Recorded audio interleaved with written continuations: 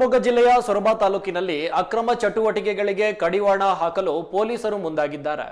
ಸೂಕ್ಷ್ಮ ಪ್ರದೇಶದಲ್ಲಿ ಪೊಲೀಸರ ಡ್ರೋನ್ ಹಾರಿದ್ದು ಕಾನೂನು ಬಾಹಿರ ಚಟುವಟಿಕೆಗಳ ಮೇಲೆ ಕಣ್ಣಿಟ್ಟಿದ್ದಾರೆ.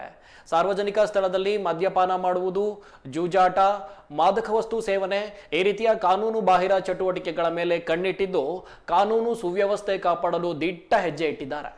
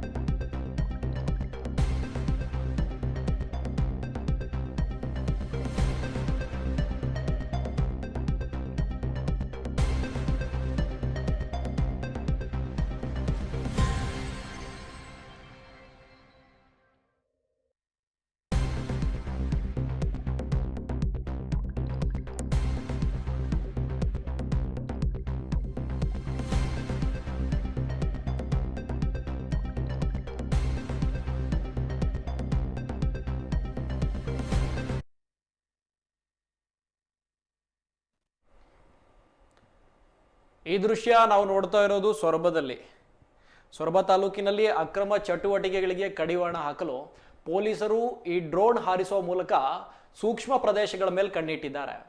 ಸಾರ್ವಜನಿಕ ಸ್ಥಳದಲ್ಲಿ ಮದ್ಯಪಾನ ಮಾಡೋದು, ಜೂಜಾಟ, ಮಾದಕ ವಸ್ತು, ಗಾಂಜಾದಂತಹ ಸೇವನೆ ಈ ರೀತಿಯ ಕಾನೂನು ಬಾಹಿರ ಚಟುವಟಿಕೆಗಳಿಗೆ ಕಡಿವಾಣ ಹಾಕುವ ನಿಟ್ಟಿನಲ್ಲಿ ಈ ರೀತಿಯ ಕ್ರಮವನ್ನು ಕೈಗೊಂಡಿದ್ದಾರೆ.